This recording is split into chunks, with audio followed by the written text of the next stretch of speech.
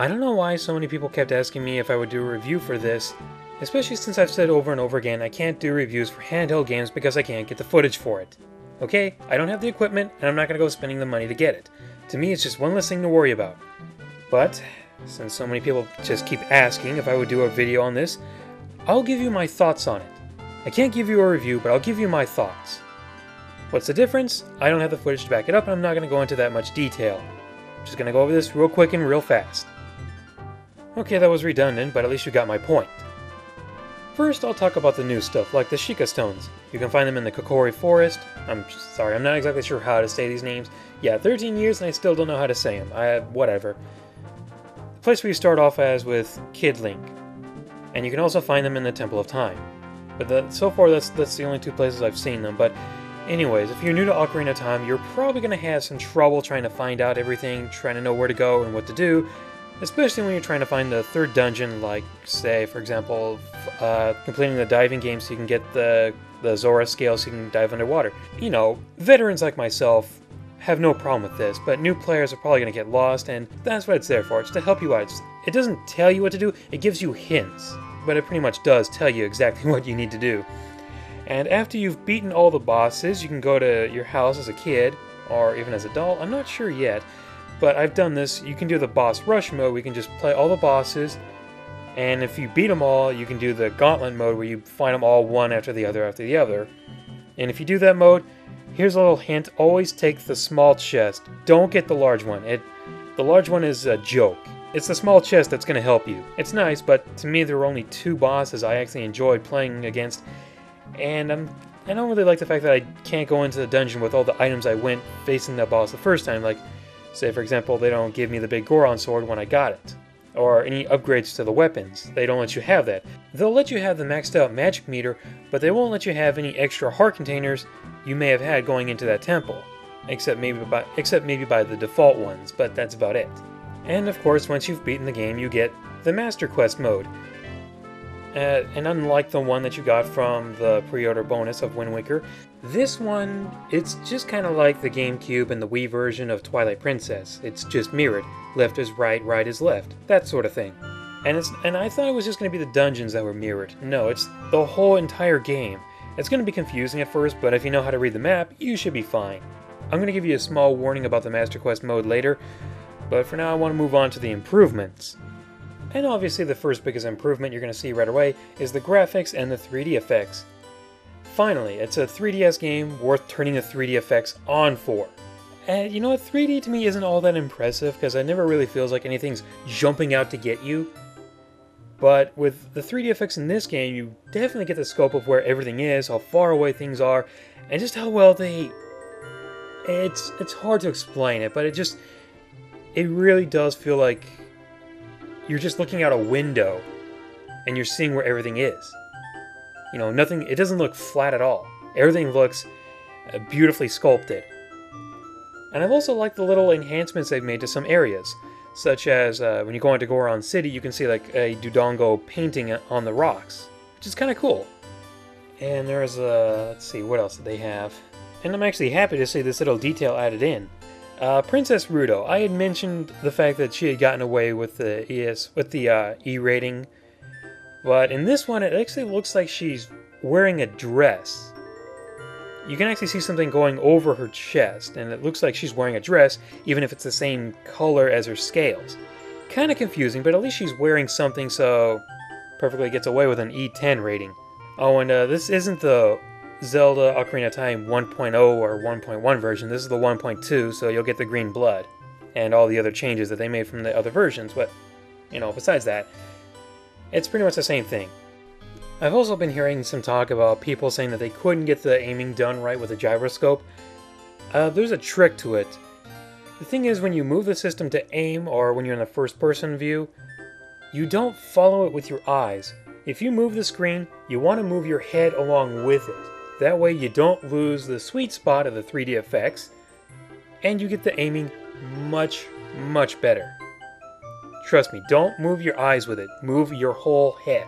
But of course, the biggest improvement overall is the item inventory system. This alone makes it worth buying the game. It's kind of weird to say that, especially about a Zelda game, but Anybody who's played the Ocarina of Time version on the 64 or GameCube or the Virtual Console version, and then plays this one, will tell you this is the biggest improvement to the game, and it makes it so much more enjoyable. Even if it's just like the little tiny things. I don't know what it is, but for some crazy, no-nonsense reason, whenever I play Ocarina of Time, I always have the right C button dedicated to the ocarina. In this one, there's no third button for a weapon, but they have touchscreen icons, and one of them is always dedicated to the ocarina. So to me, that just felt like, okay, that's fine with me. That didn't change anything at all. In fact, I don't even have to worry. And they even have 2 extra spots for you to tap in case you want to get some extra weapons out or items. And to me, it's like, okay, this works best if I use it for like the boots or the Lens of Truth. And speaking of the boots, yes, it does make the water temple a lot more easier. It makes it so much more less tedious, shall we say. You can actually get through it in less than half the time it would take when you're playing it on the other versions. And yes, they've also colored in where you go to raise and lower the water, but to be honest, I still don't really like the water temple for other reasons besides that. Yes, the iron boots makes it far more bearable. I'll put it that way. It makes it, but the whole changing the water thing, I never had a problem with knowing where they were. I mean, I'm a veteran at this game. I know where they are. But I didn't like how if you wanted to get it in an order, like say if I'm at level 3 and I wanted to get to level 2, I can't just go and get it to level 2. I have to go to level 1, drain it, and then I can go to level 2. I didn't like that, especially when there are areas where you need to do that in order to get keys. And sometimes you're on this set path of lowering, raising, and you forget to go in these certain areas, especially when you don't have the long shot. And that's really one of the reasons why I didn't like the water temple all that much. It's still one of the reasons I don't enjoy it, but, you know, it's much better this time. Not enough that I would take it off my hated list, but it's still just, you know, not much of a hassle. Or not as much of a hassle. And yes, I know the shortcut to get to the third one if you have the Scarecrow song, but still, you can't, it's still a matter of, they didn't put in enough shortcuts to get to them. There might be some ways to get in there, but still, it's kind of annoying. Of course, there were a few things I was disappointed with as well. I was really hoping to hear an orchestral remix of the entire soundtrack. Unfortunately, there's no remixes at all, except for Hyrule Field, and that's during the credits. Or actually, during the second set of credits. I mean, it's still a great soundtrack. I still love it, but I would have loved to have heard the Kokori Forest theme remixed. I mean, to me, that's just better than anything I've heard in Wind Waker and Twilight Princess.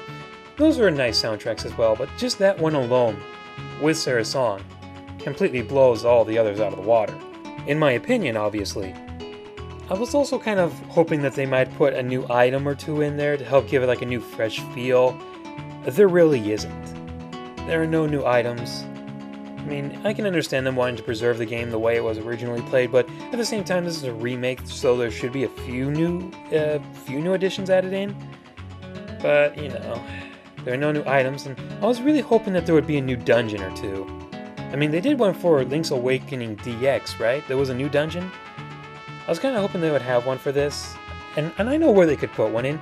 They could do one right for the Temple of Light. You know, instead of just giving you the medallion, they could have just put you in a dungeon and had you go through that just like any other dungeon. It could have been a short one for all I cared. It just something that would have surprised me. They didn't have that, so the fact that they didn't reorchestrate everything and they didn't include any new additional items or dungeons, it's just disappointing because it's, you know, after a while it started to just feel like, you know, I've been doing this for the last 13 years. When is something new going to happen? The new look held me over for a while, and it still looks fantastic, but it can only hold me for just so long. I needed something new. And I wanted to give out a small warning about the Master Quest. Yes, it's mirrored, but that's not what makes it hard. If you can read the map, you shouldn't have any problems. What's going to be really hard about it are the puzzles in the dungeons. And for veterans like myself, this is what you need to understand. You can't just go in a dungeon and skip the rooms that you normally would skip because you know that there's nothing in them that's needed to complete the dungeon. You can't do that. This time you have to explore every room and get every chest in the dungeon, otherwise it's just going to make things more difficult for you. That was my real problem when I first played it. And I didn't understand that until I just figured it out recently, that was what I was having such a big problem with. I was playing it like it's the original version. No, you can't do that. You can't just skip them. You want to explore everything because that's your best way of getting out of it. And I also want to say this, a quick warning about the Spirit Temple. I'm not sure if it's the same way as the original Master Quest, but I'm just going to say this. If it is, then prepare yourself for the worst time block puzzle in Zelda history. Or at least the one in Ocarina of Time. There's going to be this puzzle where you need to stand perfectly in the right spot no matter what. You can't move just a little tiny bit. You have to be in the right spot to solve this puzzle. And you have to do it for 3 times in 3 areas in the Spirit Temple. And if you don't do it right, you have to do it all over again. And it's just... let's just put it this way. It almost made my hated list. I almost wanted to put this above Bottom of the Well, but Bottom of the Well overall was just so much more annoying, frustrating, and just a headache and a nightmare. And now I'm going to give out my conclusion on this, and I'm going to make this quick. I know I said that at the beginning that this would be a quick video, and I guess I went on longer than I thought I would, but let me just say this. If you have the 3DS and you're looking for a game to play, pick this up. If you're a fan like I am, pick this up. If you're new, pick this up. Is this a system seller? I don't believe it is. I think if you have the system, go ahead and pick it up, like I've already said. But I don't think this is worth buying the system all on its own. There's just not enough new content or new material to really make it that killer app. Though if you have, but like I've said, if you have the system, get it. It is what is currently the best on there. I can't really say that with 100% certainty, because the only other one I have is LEGO Star Wars 3. But yeah, this isn't a bad purchase. In fact, it's still a great game, just as it's always been, and the improvements make it better. Just don't expect anything drastically new.